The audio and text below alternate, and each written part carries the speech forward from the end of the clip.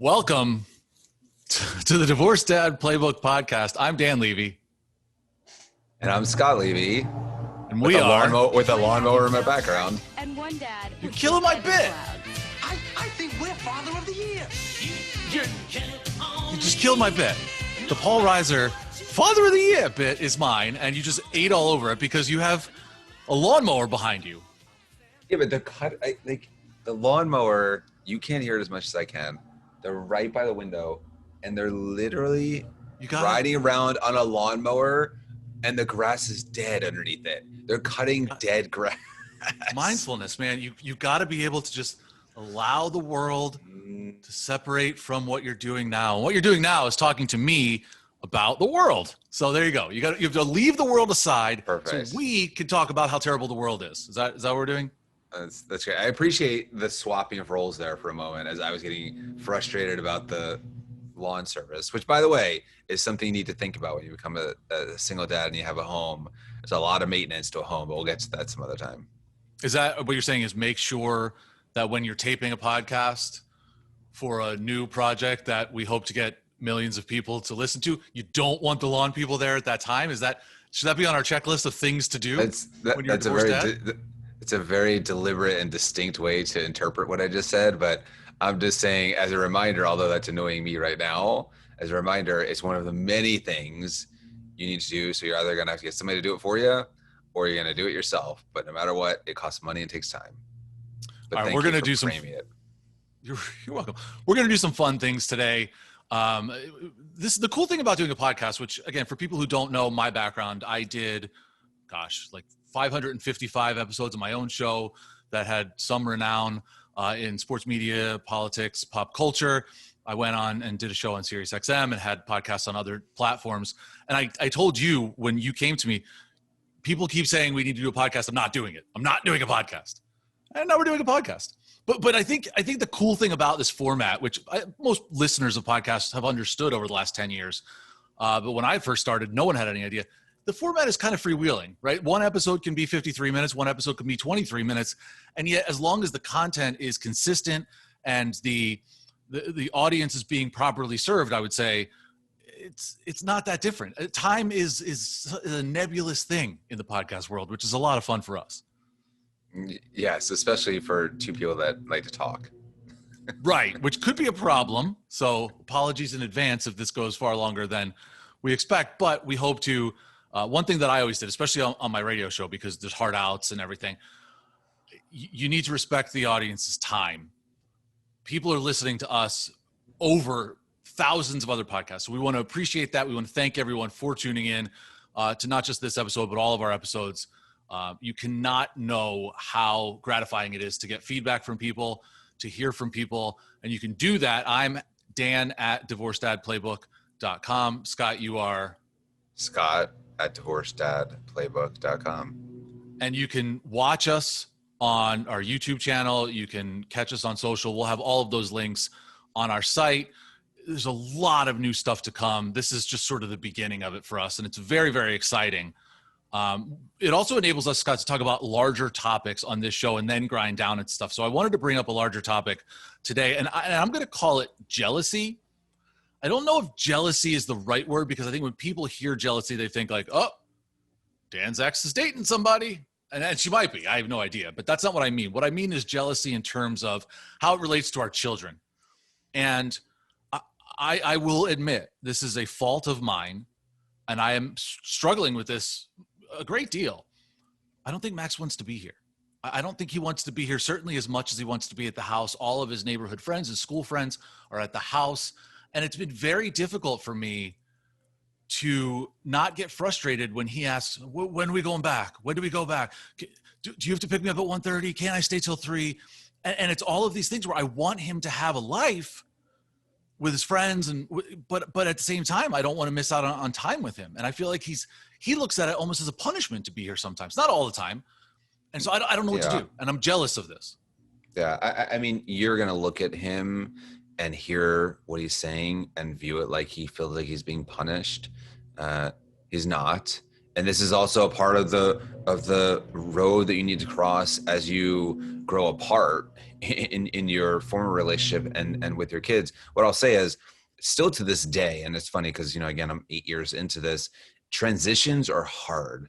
The transitions are the hardest part. It's not about having my kids. It's not about finding stuff to do. It's not about making sure they're fed. It's not about any of that stuff. It's the transitions. When the kids go to leave my house, it hurts. It hurts me way more than it hurts them, because they're going from, a cool, new, or fun place to another cool, new, fun place. Right. In your situation, because your kids have stayed in the house, which is good for them, that they're just not comfortable yet with your place in your apartment, and their friends aren't there, and all their stuff isn't there, and they're used to the house. Ultimately, we sold our marital house and we both went to new places, so my kids adjusted that way.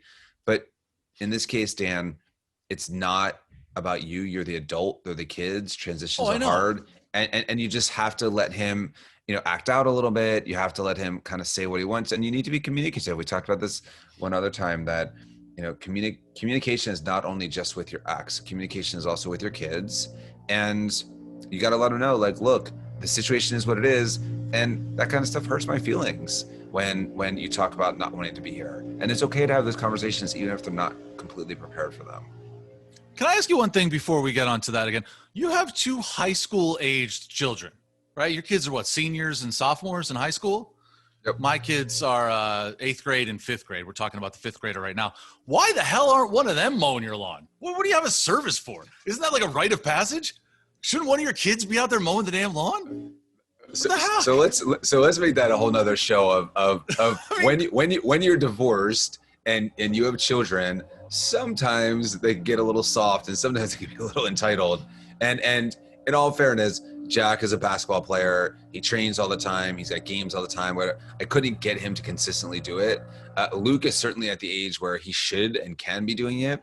But you know what? Yeah, that's a good point. Now you just made me feel bad about the fact that I'm paying these guys to cut dead grass when I could have been not paying my kids to not cut it because it doesn't need to be cut. But in any case, the entitlement of my children could be another episode. Well, no, but entitlement, I think, is where I wanted to go with this, actually, which is funny because I think part of the issue that we have right now is I feel that my ex is caving to Max on everything. And I think one time I said to you, I don't know if it was during a show or not, but I feel like she's sort of buying his love in some ways. Not that he doesn't love her. My God, he loves her. And rightfully so. She's a great mom. But dropped them off the other day, and all of a sudden there's some decorations outside that are very gaudy, like not inflatables, but pretty close to inflatables. And we are not an inflatable family. We're very more sort of traditional. And so I said, and Zoe was like, yeah, these are terrible. I was like, well, why the hell do you have them? Well, Max wanted them, and Mom said yes. Max is like, well, I like them. And so it's funny because I think she is going against things that she firmly believed, fundamentally believed when we were married, that I don't believe her opinion changed on that, Scott. I think she's just caving to him and allowing him to walk over. And I'm not, which I think is also part of the issue. Right. Well, I think that it's not in every case, and I can't say this as a general statement, but I will say that certainly with dads and boys, when you have a son, that you're going to be a little bit tougher on them. Like it is what it is. And I am too. And I've talked to my ex about this many, many times, where they go to her house and it's like game time. Like they don't have to do anything. They don't have to lift their feet up off the sofa. They get everything done for them. And she freely admits that she does everything for them. When they come to my house, they're going to work. And although they're not cutting the grass, which is an interesting thing, I'm sure they're going to call you, hey, Uncle Dan, kids. Thanks a lot for that. It's like, great. Now I have an extra chore to do, but they work. I mean, they're here, they're cleaning, they're doing their own laundry. They're making their own bed. They're helping with dinner. They're emptying the dishwasher. These are things that I'm doing with them because I can't send them off into the world. As you said, my kids are in high school. I can't send them off in the world not knowing how to do that. So Max being at his age and your ex doing whatever he wants for him to make sure that he's happy is a natural state. And you're going to do that sometimes too. If you could, he's coming to your house and he's not as happy being there. Trust me, and I know you kind of feel this, if you could do something to make him feel more comfortable there, you would absolutely do it at this point because you're feeling Sure. guilty. And so I think Well, that that's part of the deal. and I'll tell you this, twice, maybe twice or three times this past summer, I took the kids down to Ventnor, and I live outside of Philly, so that's about an hour to the Jersey Shore for ice cream sandwiches. Not a lie. We went to the beach and we did some skimboarding. I was teaching them how to skimboard and stuff. That's stuff that I know they can't do with her. But I was like, hey, you know what? It's a hot day. Let's jump in the car. We'll go get Peace Pie, which, by the way, if you're down in Ventnor or Cape May, best ice cream sandwich you will ever have. They're not a sponsor, but this is just testimonial. And the kids loved it. And it was just a great experience. It was just a great opportunity for us to bond. I have that, Scott. I have those opportunities. And I'm not saying that we don't. I just feel like he's brilliant at playing us against each other. And I'm not at the point in our divorce. It's funny, I almost said relationship, but I guess it is a relationship. I'm not at the point in our relationship with my ex, that sounds weird, that we can have that conversation and be on the same page yet. For example, a couple of days ago, Max called her, went into the other room and called her because he was bored. And that was his way of saying he didn't want to be here and he wanted to be with her. Well, I hear him talking to her in the other room about how he wants to be home. He wants to ride his bike. And she's entertaining that. Well, you know, you have to be, and God bless her. But like when you say things like you have to be with dad or today's dad's day, it feels like it's a legal obligation to be there. And I know she doesn't mean it that way, but I think that's how he's taking it. And just last point, I then text her and say, can you not be on the phone with him while he's here, telling him that it's okay? You know, like, can you just get off the phone with him? She's like, why aren't I allowed to check in with the kids? I'm like, you absolutely are. But I hear what you're talking about. That's not something you should be talking about. And you know what she did? Oh, dad just texted me. He said we should get off the phone. Yeah. What? Yeah. So you, it's Dan, I hate to say it. It's more on you. You got to get over this part of it. This is going to keep happening and you're both going to try and parent. And when you're not with them and if you're not busy, you know, that's why you try and keep yourself as busy as you do when the kids aren't there. When they're there, you do your best to focus on them. You can't allow your ex to stop parenting. And it's the kind of thing that you're just going to have to get used to it. They can talk to her when they're with you. You can talk to them when they're with her. You have to allow that to happen.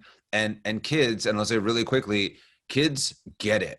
They really do. Your kids are really smart. My kids are really smart. Most kids are smarter than the adults because they know how to work the system. I can remember one time when my kids were your kids' ages, and Luke came back and something had happened at school about like a paper he was supposed to hand in. And I was like, Luke, your paper's right here. You obviously didn't hand it in. What the heck? And he was like, oh, no problem. I got an A on that. I was like, well, how'd you get an A on it when it's right here? He said, yeah. Oh, I played the divorce card.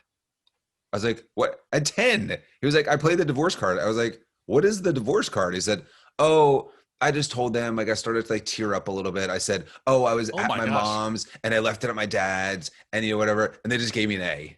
And I was like, he's way smarter than I gave him credit for. So, and also a bit of a sociopath.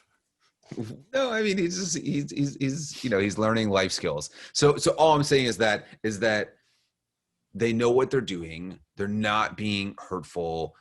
They're trying to figure this out themselves. Transitions are hard and you got to just be supportive of eventually that will turn. And it goes both ways. Eventually they're going to be at your place. It's going to be more fun. You're going to take them for ice cream sandwiches. That's not easy for her either. When you're driving them an hour to the shore to take them to get ice cream. Really yeah. Good. But dude, but you're being a hypocrite if you say that's what you're doing. And then it's not okay for her to be involved in stuff that's happening. No. There's a difference between on my days doing something fun with them, which she took them away to New York and sort of placating him when he's complaining about having to be here, because he doesn't call me, mom's making us clean the kitchen. I'd be like, good, go clean the kitchen. And I'd be like, let's talk about this. Are you really upset? Right. Well, when you come here, Max, you don't have to clean the kitchen. You just have to put the dishes away. I'm never doing that.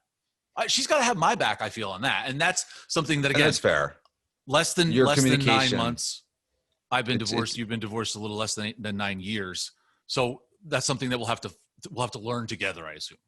Yeah. Your communication with her needs to continue to evolve to make sure that the kids are getting the support that they need from each of you and are also focused when they're with you. I mean, I think that's part of it, that it's your time, but kids are going to be kids. You got to be as supportive as you can with whatever they're going through until you guys figure that out. And it doesn't happen overnight. And I know that you're kind of hitting this milestone time frame where you're kind of in this for, between the separation and divorce, a year. It's a milestone, but it's not something where you get to a year and everything gets better. It never gets completely better. One other thing I want to touch on with this, and this is a question that I think pertains to you that maybe doesn't pertain to me. And obviously, look, again, I'm Dan at divorcedadplaybook.com. You're Scott at divorcedadplaybook.com. If you want to watch us, if you're just listening to the podcast, if you want to watch us, go to our YouTube page or go to the site, and everything will be linked up there and embedded there and everything. Because I think the eye rolls that you give me are definitely worth a view. If people are subscribing, the scoffs and whatnot, I think it's worth just seeing the sort of interactions between us. I feel very judged, to be honest. I feel a bit triggered, but these are eye rolls of love, buddy. Eye rolls of love. Yeah, what's weird? You should have tattooed on your eyeballs, been there, done that, like been there on this one and done that. So when you roll your eyes, you can just say it to me like actually visually and not just with the eye. I can actually see the words been there, done that. Right. You're feeling judged. I'm not judging you. I'm just saying that everyone who's with us here and listening and interacting with us, they're all going through the same things. And I think that as you talk about it like that, hopefully everyone listens and thinks, oh, I'm probably more where Dan is, but I hope to get to where Scott is, because it seems like Scott's in a pretty damn good place. And well, all right. So let me ask you that's where I want to go with this, because I'm just about at the point where my 13-year-old is going to start into this sort of dating and going out with friends and being a lot more independent. You obviously have to deal with that with your kids being in high school. So how has that changed the dynamic? Like if you happen to have them on a weekend and one of your kids is going out with friends or has a date, you're now losing that time. And so how do you equate that? It can't ever balance out. So do you just have to sort of grin and bear it and enjoy the fact that when they're done their date or when they're done hanging out with their friends, they are coming back home to you and you can stay up a little later with them and talk about how their night was? Or do you just have to say, like, my kid is older, I'm not the most important person in his life anymore? Yeah, look, we were all teenagers at one point in our lives in order to become parents. And it's just a phase you go through. And I'm sure if you think back to yourself, we were all, wanted to become independent at some point. I mean, I have, my older, Jack drives now. So what's nice is that is a bit of a relief, because I'm not as much of an Uber driver as I once was to all their activities and events and what may be. But that part is hard, and that part never changes. And by the way, it's only going to get harder. When Jack goes away to college, I'm dreading the day, and I'm sure we'll do a whole series of podcasts about when Jack leaves. I will be broken. I so enjoy my children, and it does hurt sometimes but I've gotten over this over time. When I'm sitting here on a Saturday night and it's my night with the kids, and Luke's at friends watching the college football games or the NBA games, and he's gone, and Jack is like, all right, I'm going to hang out with my friends. I'm sitting here by myself on a Saturday night, and I'm like, what am I doing? Why is this what's happening? Like, I used to go play mini golf with them. We used to hang out and watch movies. And so you do lose that time. But what I will say is you lose that time, but the kids gain it because they're with their friends, and that's what makes them happy. And it's not a competition with me and my ex. Like, sometimes she has them on weekends and she does things with them, or they go out the same as they do with me. And it does ultimately balance itself out. And although I miss them and I want to hang out with them, I also want them first and foremost to be happy. And if they choose their friends at this point in their life that makes them more happy, then I'll support that. That's exactly why I go online and match with people who live in South Carolina, in Manhattan, which is 2.5 hours away from me. And I want to get to that in a second. I do. I want to get to that because I think that's an interesting conversation that I want to ask you. Before that, though, I'm going to have a little fun with you, if you don't mind, Scott. Let's have a little fun. We're going to play a game. I don't know where this came from. Actually, I know where it came from. Someone who I've been dating for off and on for a bit, who I really, really like, is obsessed with Cardi B WAP. Like, just obsessed. We're not playing that because I don't want to put the explicit thing up that severely. But it got me to thinking, I'm going to quiz you. Which of these, and I'll call it up now, This is unscripted, by the way, dude. So this is totally. Oh, you have no unscripted. idea this is coming. Which of these are Cardi B lyrics, and which of these are actual Tinder bios? Now, I took some of the rhyming out so it wouldn't be as obvious, and I cut a couple things short. But here's the first one. Can you see this? Are you seeing what I'm seeing? Oh, yeah. Cardi B or Tinder? I'm just keeping to myself. I'm my own competition. I'm competing with myself. I'm a boss in a skirt. I'm a boss. I'm a flirt. Is that Cardi B or Tinder? Well, by the way, there are plenty of profiles that actually borrow from lyrics of people. So it could be both. It could be both. Is that an option? It could be both. I'm going to say this is Cardi B, but it could be both. But I would say it definitely sounds like it's lyrics that she might sing. For people who are listening to the podcast, we are going to clip this up. This is going to be like one of our BuzzFeed quizzes. We are definitely doing this. And how many you get right is going to mean a lot for your online dating. You are correct. That is Cardi B. That is all right. Very well played on that. So far, I haven't embarrassed my children yet that I knew some Cardi B lyrics. Cardi B or Tinder? Be smart like Tony Stark. Be fierce like Tommy Shelby. Be funny like Hawkeye Pierce. Have an ass like Steve Rogers. Know how to do that thing with your mouth like Jon Snow. Cardi B or Tinder? I don't even know who Jon Snow is. Is that weird? Yes, that's extremely weird. Do you know who Tommy Shelby is? I don't know. Tommy Shelby is a character from Peaky Blinders. Jon Snow is the main character from Game of Thrones. Like, that is a problem if you don't know who Jon Snow is. Dude, you know nothing, Scott Levy. Game of Thrones. I'm sorry. Like, sorry, everyone who's listening. I didn't actually get a chance to watch all of it. I'm a busy single divorced dad. Cardi B or Tinder? I've got a lot of these. We got to get to. All right. This is Tinder. It is Tinder. You are right. Yes, nice. All right, 2 for 2. 2 for 2. All right. Just so you know, they don't just alternate. I'm not. You're not just picking C. On no, trust me. I'm. This is not like high school when somehow I just picked A, B, or C, and I just got enough to get by. Cardi B or Tinder? I'm his favorite type of chick: bougie, bad, and thick. Yikes. Totally be either. I mean, this could be both. I mean, this could totally be both. I'm gonna say Tinder. Cardi B. And now that I'll give bad and thick. Oh yeah. And by the way, one, the rhyme gives it away a little bit, but two, I'll just give you a heads up. They can be both, and I have been desperately searching for someone who's using a Cardi B quote on their profile. Haven't come across it yet, so you're not getting a push on this one. It's one or the other now. So let's just keep with that. All right. That's cool. I could have guessed her. Others think I'm thick, but thick thighs will take lives. Cardi B or Tinder? Aye. Well, she just said thick in the last one. Am I being too thoughtful? She says thick twice here, or I'm not saying. Have you listened to Cardi B? She says the same words quite a bit in her songs. Oh, I mean, I don't listen to the words. I just listen to the beats, I guess. I'm gonna say Cardi B. That is Tinder. So now you're 2 for 4.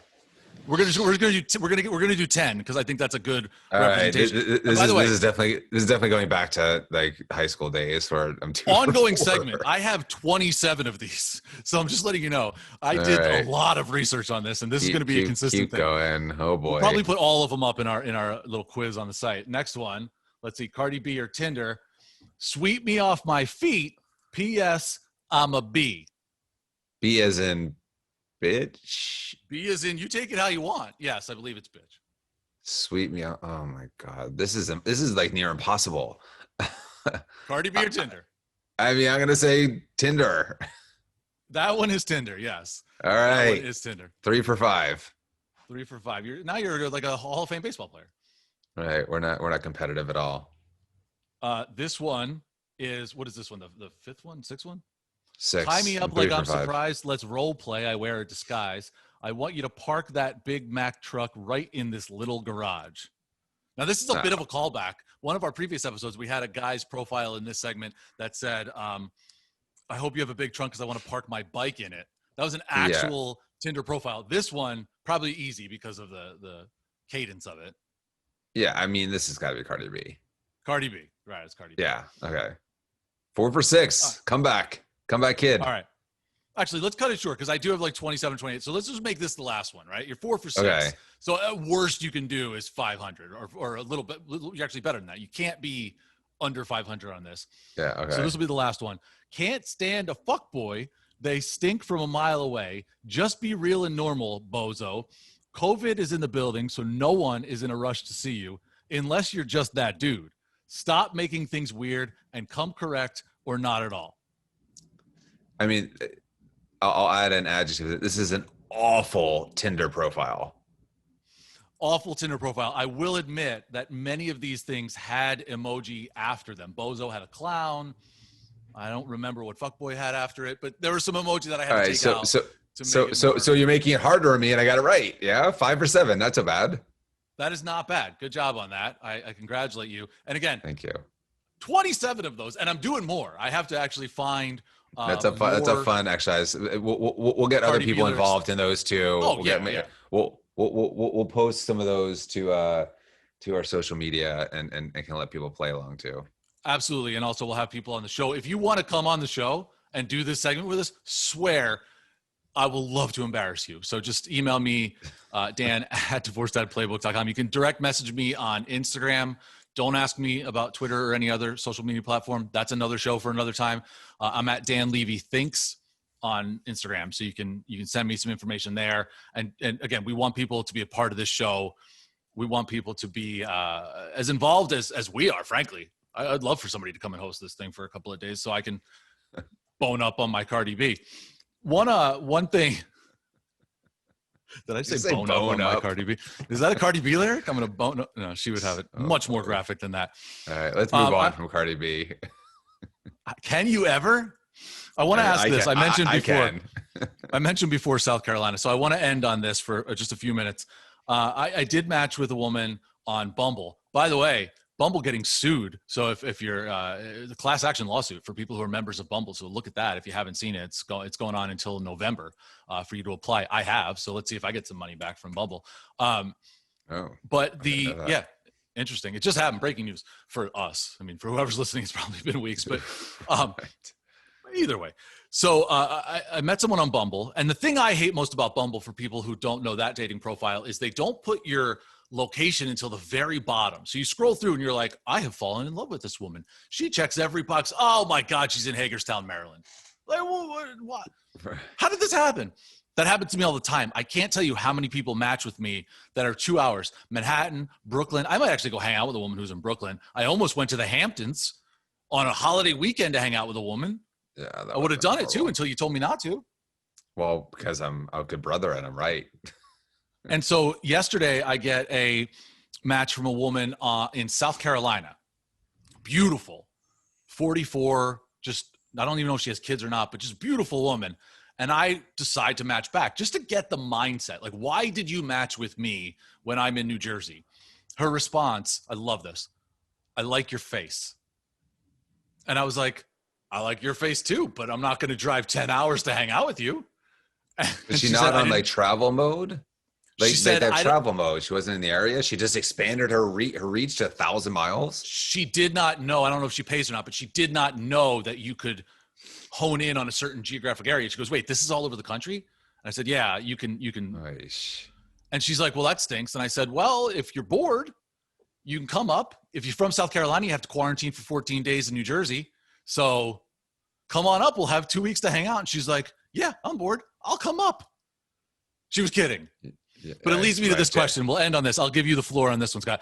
What is the farthest you've traveled? And again, email me at Dan at divorcedadplaybook.com or Scott at divorcedadplaybook.com. Give us this one. We're going to do actually a video about this. So we want to get people's input so we can actually do a little bit of a video with our listeners and viewers. What's the farthest you've ever traveled for a date? Well, that's a bit of a trick question for me. As you know, I've been divorced for a long time and I've been bi-coastal for work for quite a long time too. So I would say technically for a date for like a week, like a date in a week, I've gone from New York to LA, but that's very different than South Carolina. It's very different than South Carolina. Like I would not, like I'm in the New York metro area. My area, I don't even go to Philly to date people. Like when I was doing this, I wasn't going to Philly. I didn't like to go to Connecticut. to date somebody. So I keep it in a pretty tight range. I certainly wouldn't go to the Hamptons. You're thinking about going to the Hamptons, a while back to meet somebody. I wouldn't even really go to the Hamptons to meet somebody. I like to keep it kind of close. Really worth going to the Hamptons for. Let me tell you. Well, there's plenty of great women out there, so I'm sorry. There's plenty of fish in the bay, or what is the Hamptons on? Yes. Long Island? Like a Sound. Yeah, the Sound. There's plenty of fish in the Sound. Let me just say, I think the furthest that I have gone is Atlantic City, which isn't that far for me. I'll grant, is not that far. Ice cream sandwiches. That's actually a little further. Yeah, that makes me a great dad, Scott. I have gone further for ice cream sandwiches with my kids than I have for a date. She lives in Summers Point, so that's actually a lie because Summers Point is south of Ventnor. But nonetheless, we're going with that. I feel pretty good about that. This is a fun one. This is one of the ones that we get to sort of let our hair down, so to speak, if we had any left, and have a little fun. I thank you. Thank everyone for listening. This is so important to us, not just the site, but having people be a part of this community. So please reach out. Let us know what you like, what you don't like. Get ready to take this Cardi B or Tinder quiz. You got anything else for us? I think this is great. It was a great learning experience, as always, about each other and about things that people are going through. Kids first. Have a great one.